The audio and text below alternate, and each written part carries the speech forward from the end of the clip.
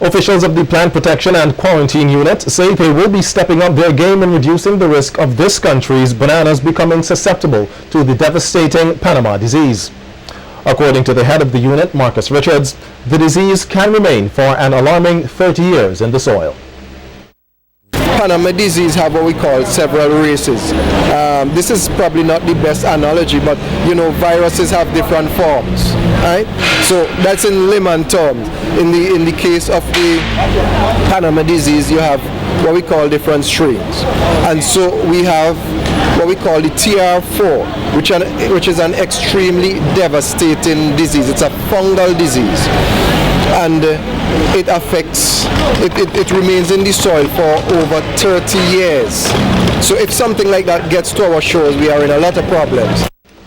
Richards added that the SVG was affected before by one strain of the disease, which resulted in the exportation of the Grama Shell bananas from St. Vincent to be halted. So this is another strain now that it has no means of control. So it's like, for example, when the SARS came out, everybody were looking all ways and means to find a solution. This is one such case with TR4, which is the Fusarium wilt of bananas, which affect the bananas that we have now, which is not the Grama Shell type, but the what we call the Cavendish type. So there is no cure currently for such a problem. Meanwhile, the Plant Protection and Quarantine Unit is imploring Vincentians not to smuggle the produce into the country, as this may have some long-lasting negative impacts.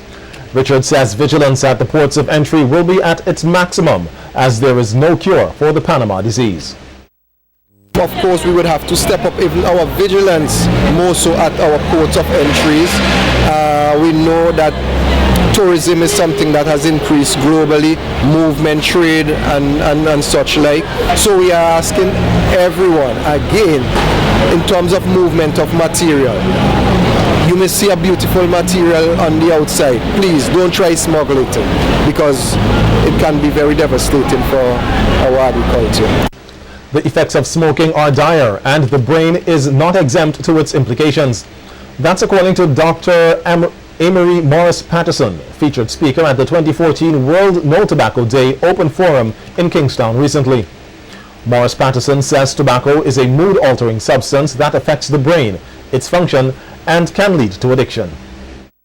Addiction involves craving for something intensely, losing control over its use, and continuing involvement in its use despite any adverse consequences.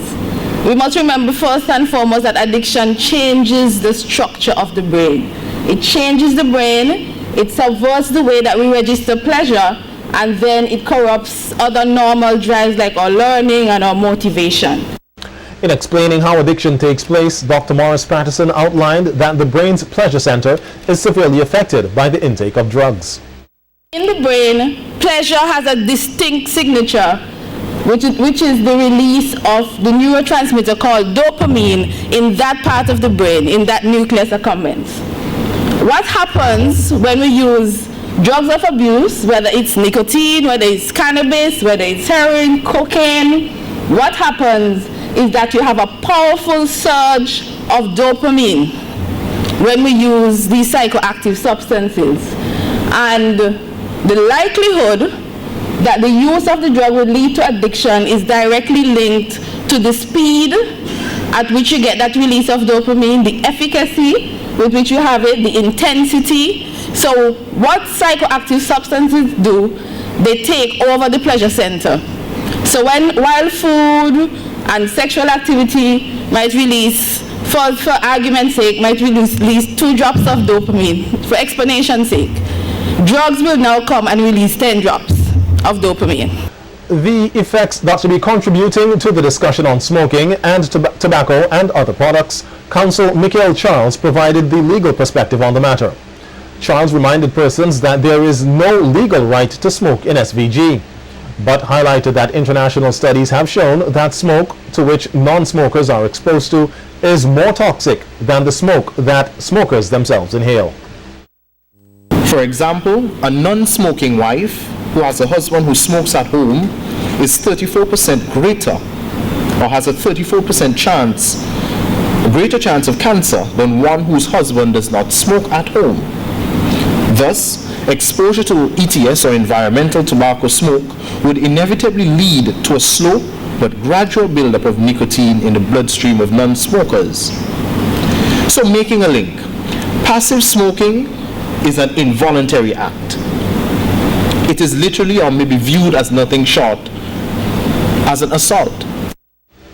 And with just one more week to go before the staging of the 59th Miss SVG pageant, the first official activity on the Carnival Development Corporation's calendar of events for Vincimas 2014, the 8 contestants in this year's pageant had their motorcade in and around Kingstown today. Persons in the city put their shopping on hold for a brief moment and flocked sidewalks to wave and cheer on their favorite girl as they drove by. The motorcade got started at the Victoria Park, went around Kingstown, then on to Caliaqua and back. Miss SVG 2014 is slated for next Saturday, May 21st at Carnival City Victoria Park under the theme, A Combination of Passion and Brilliance.